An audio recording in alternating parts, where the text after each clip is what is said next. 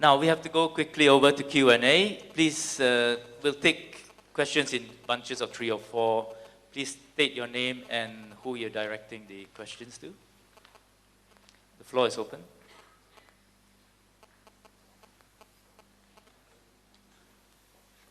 Yes, sir. I'm Mr. Teo, councillor from Seberang Pride.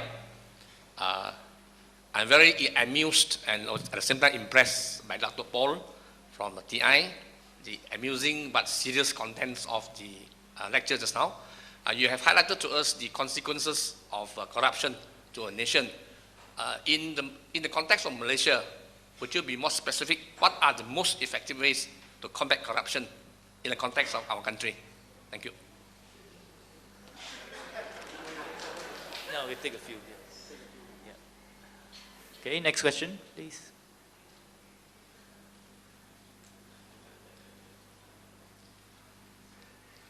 Yes, sir. My name is Koo.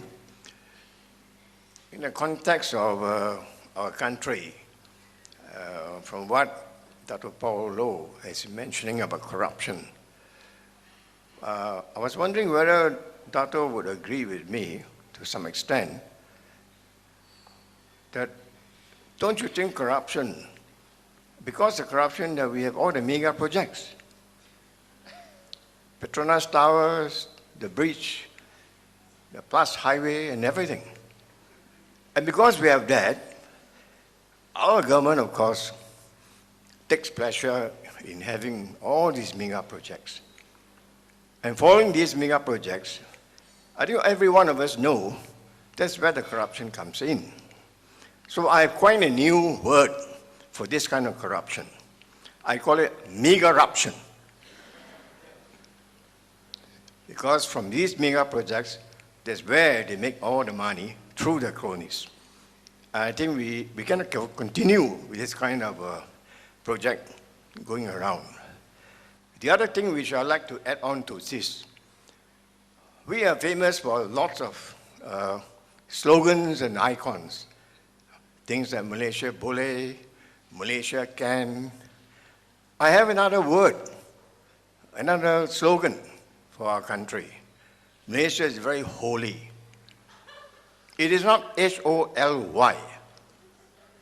It is H-O-L-E-Y.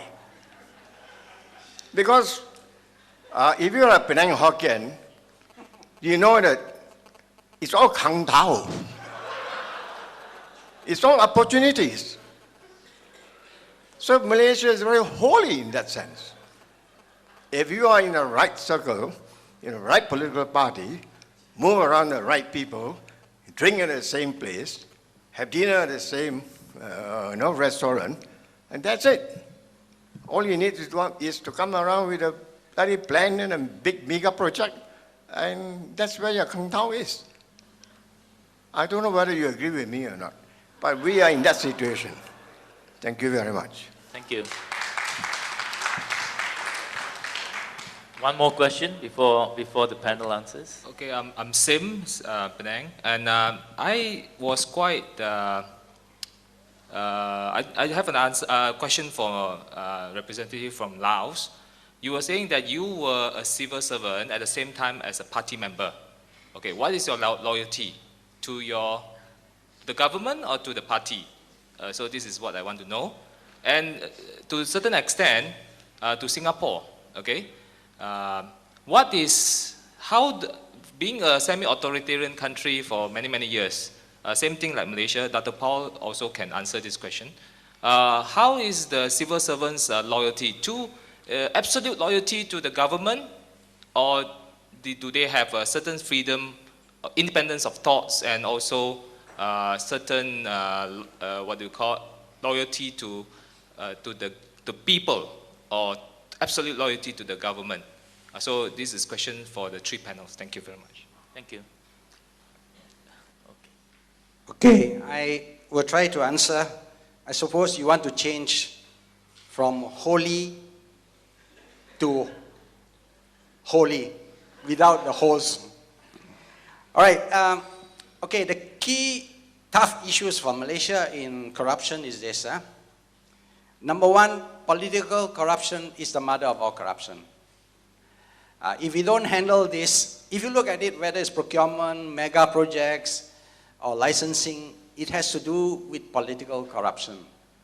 And unfortunately for Malaysia, especially for the last 10 years, I don't know who you blame, but there is a increasing monetization of politics to the extent that without money, you cannot succeed in politics.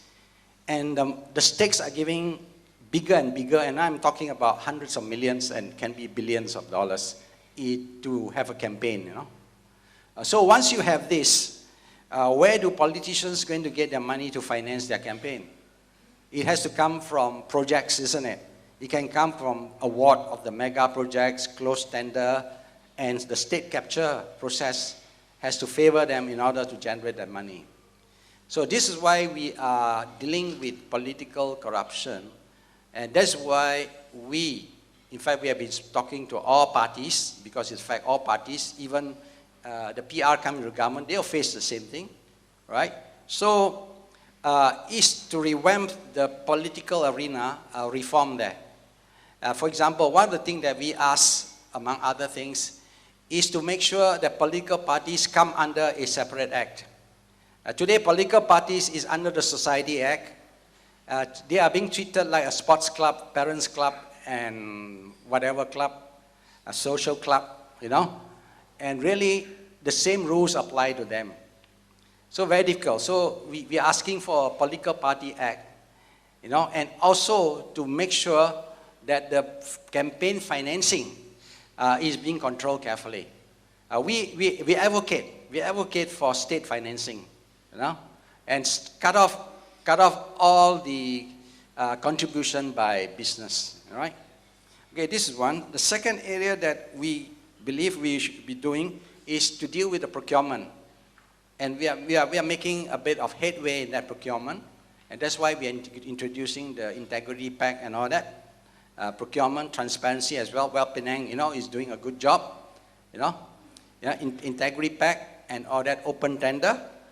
And the other area we are doing is, and yes, this we are progressing very fast. We also look at the forestry governance, you know, forestry governance. And this we have done almost 3 years job in that. We have all the data, everybody, and we know how the logs, where they go, you know, everything. In fact, we now have a Google monitoring of any illegal logging, and every citizen can look at it and report to us, you know. And then the last one is, which is really big, which we just beginning to touch upon, is the area of procurement for defense and military equipment. All right, so that's big, and that requires special effort, because always under that is always says that, you know, this is all national security, we cannot tell you everything, you know, right? But there's a way, you know, of supervising it, you know. But these are big areas that if you want to deal with it, you know, if you want to deal with it. It's true, mega project. Mega itself is not bad in the sense that if it is needed by the people. I mean, you got your second bridge, right? I'm sure you need a second bridge. But the point is how much you spend for the mega project. You know, and we have a problem because a lot of our projects tends to be overpriced. Why? Because if you look at our tender system and you look the way we award multi-tiered. So sometimes the tier of contractor can be 5 or 6 tier before you get to the person doing the job, you see? You see? So this is the problem, right? We built good highways, we built some of them, all right? But the problem is the cost, how much the cost is it, you know? At one time we were looking at the economic growth of Malaysia, and we were comparing the capital productivity. That means we look at how much we spend on investment and how much growth that we should get. We found that if the money that we spend were to be spent under a system in Sweden, for example, instead of getting 5% or 6%, we should be giving double that, 13%, you know. So in the sense, we are spending twice as much as we should, you know, and that may come from your mega project. So with that, I will pass on to my colleague from Laos. Thank you very much for your question, and very good question. So I also would like to explain that how one body but two souls or two spirits, and how to play as the party member and how to play as the civil servant or bureaucrat. It looks like the football Euro. So one soul, one spirit, one side that play as the arbiter, and at the same time so play as the players. It's difficult to separate the soul in one body. So, and to whom is the royalty? Party or to government? So I would like to explain that as myself is the party member and also that civil servant. So I also that the secretary of the party unit. So that the ministry also have the party congress at the ministerial level. The party congress issue that resolution for the ministries. It means that the party play role as the political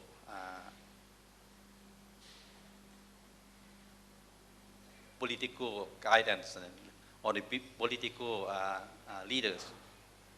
But at the same time, is the government is the state management.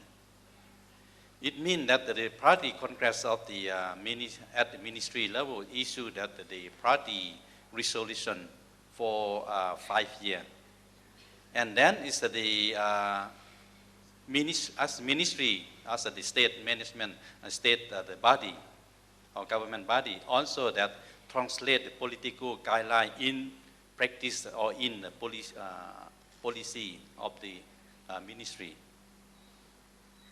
So it means that when you are play as the party member, you issue that degree, not degree, resolution. It means the political guideline of the party. And when you are minister or the DG or the Director General, you translate the political guideline into policy of the ministry or in translate into that like I in my presentation is code of conduct, degree code of conduct. So it means that the resolution of the party at the ministry level have issued that how to support, how to promote that the clean governance in the ministry. So that's why that we have translated the clean governance in the ministry into that practice. It means that translate in degree or in law and so on. That means that when we play role as the party member, it means that we loyalty to the party. And when we play role as the state management, as the DG or the minister, so we are loyalty to the government. So it means that one body, two souls. Thank you.